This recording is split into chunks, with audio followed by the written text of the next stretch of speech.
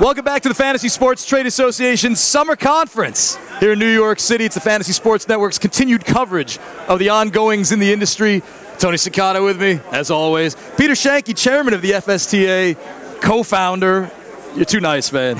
Before you came out, founder of RotoWire. No, co-founder.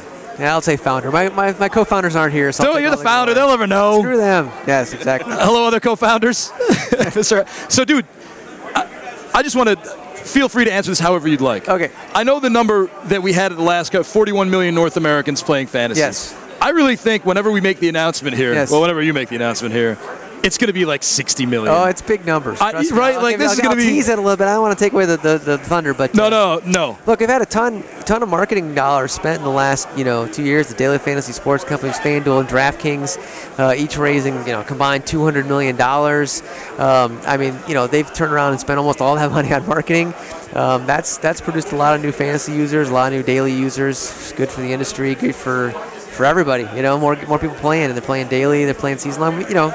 Meanwhile, season long, Yahoo, ESPN, CBS, the traditional, free to play or however you want to, categorize it, going great, growing every year, going a good clip. So the industry is just really healthy, and it's a great time for it. I actually spoke to Greg Ambrosius from Stats Incorporated, who runs the National Fantasy Baseball Championship, National Fantasy Football Championship, and he said daily fantasy has brought new people to his industry. A lot of people that used to play poker didn't hear of fantasy sports, and so they've seen a rise. Do you think this will continue? Yeah, I mean that's the upside, is that as these companies continue to spend the millions and hundreds of millions of dollars. I mean, I estimate that just my own personal math, there's going to be $200 million spent on marketing from like August to January, right? It's an insane amount of TV commercials and radio. It's like you're going to hear it nonstop all the time.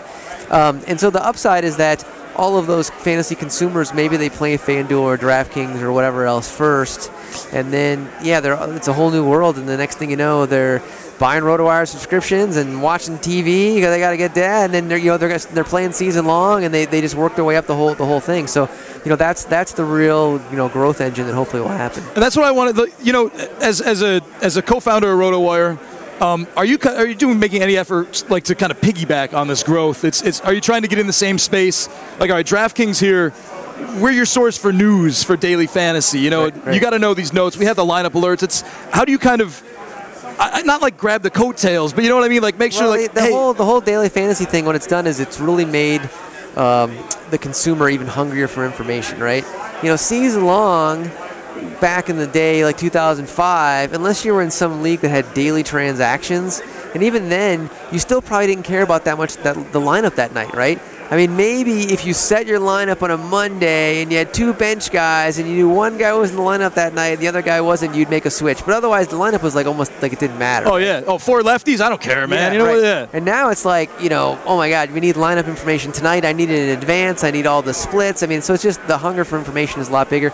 And then all the other sports that we did, like college basketball and soccer, which had really small audiences, and before there was just a kind of a small group that did it, but now it's like suddenly like that information is life or death because you're playing daily fantasy and you need data to figure out how to win. We read your EPL soccer guy when we were doing the show. We just on a whim, we're like, all right, there's EPL, or maybe it's Champions League. It was the Champions. Yeah, we Googled, we're like, who does this? And RotoWire popped right up. We've got lineups, we got player notes. I mean, all the same information that we do for every other sport we do for soccer and everything. I mean, we had a cricket, we had an MMA. I mean, if there's a daily fantasy game out there, people need information, and we're going to figure out how to provide it. So so it's been great from that aspect. So I think the greatest attribute for daily fantasy sports is bringing back fantasy basketball, putting NASCAR in a place where I think we've never had before, and bringing life to those sports that were marginalized. Well, it's one thing that's really been good for basketball, and one of the reasons why I think is that basketball before suffered from the fact that the start of the basketball season for season long started in the middle of the football season. So like, you'd play your football league and you'd be out of the playoffs. It's like December. You want to go to the next thing and you're like, oh, I missed the start of basketball. Bummer. I would have been in the league, but they already started. But now, you're just going right into daily fantasy basketball. You just transition. So I think that's been a real benefit for basketball. As just putting your FSTA hat on for a second. How are you approaching, there's FanDuel, there's DraftKings. How are you trying to kind of help out and nurture, the third guy, the fourth guy, the Frugus of the world? Well, I mean, right now there's two big players in DFS, but, things could change in a hurry, right? Yeah. I mean, Yahoo's going to get in. of my big company might get in. So. I'm not ready to say that like, oh, we got two people and how can you do it. Fair and also enough. like a lot of innovation, a lot of companies are come up with new ideas, mobile games, different things like that. So some people are going to figure out how to come up with some things to take advantage of the same opportunity. But at the same time, yeah, FanDuel and DraftKings, they've got like 95% market share. They're in a pretty good position. So do you go out of your way to kind of like welcome, like if someone just started a site, may not know about the Fantasy Sports Trade Association, shoots you an email? Oh yeah, dude, come on in. We have Glenn Colton office hours. I don't know if there's any other association in any other industry that's as like welcoming to like startups. I mean, there's no other industry. Like if you're in entertainment or technology or like legal or politics, where like you could just come off the street, sign up for the conference, and you're talking to Nigel who runs FanDuel and Matthew Berry, like the biggest celebrity in our sport. Yeah, you could do it right now. Oh, right? Second, third, okay, probably second, third biggest. Yeah. But I mean, like if you're are you going to talk to Bill Gates when or head of like some .com, I mean the Facebook or whatever? Are you going to like go to that conference and meet that guy? No, but here you can do that. So yeah, I mean we tried. I mean it was only 5 years ago that the guys from FanDuel came in and they won the elevator pitch. And I was exactly that situation you said. I was one of the first guys to talk to him and said, "Hey, welcome to the industry." And next thing you know, like they're the powerhouse in the space. So Peter Schoenke made FanDuel. You heard it here first. Yes, exactly. I'm totally taking credit for it. Yeah, definitely. But you just never know, right? I mean, I didn't know that. If I knew that, I would have said, "Hey, how do I buy half your company?" Hey, I'll consult for equity. Yeah, exactly, right. But I had no idea. But so you just never know. So everybody's got a good idea, try and help as much as possible. And next thing you know, boom, they're the $2 billion company. So we have 450 attendees.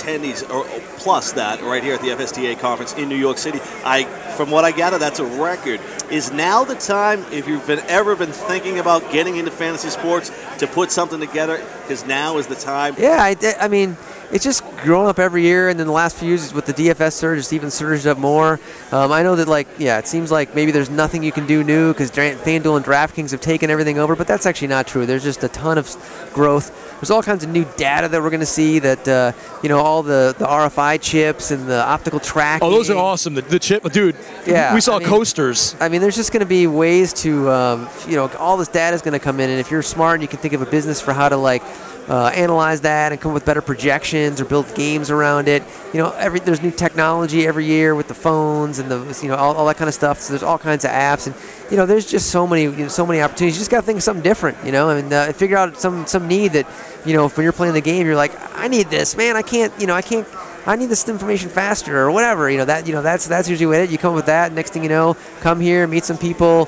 Figure out how to make it better and better, make some connections, and next thing you know, you're FanDuel. There you go. Right? There you go. There's the path to success. Yeah, exactly. Peter Schoenke, founder of RotoWire, chairman of the FSTA. Thanks a lot for stopping by, man. Man. Thanks for having me. Hey, come on, awesome job, all man. Right, thanks, man. I mean, not here, overall. Well, hey, doing the FSTA. A lot of good people put in work. It makes it easy. So what you say, his performance here wasn't that good? Yeah, I'm just saying he doesn't need to be complimented. I'm only minimally above replacement value. Well, listen, right? we're going to take a break. Some tips to Peter on how to do this the right way.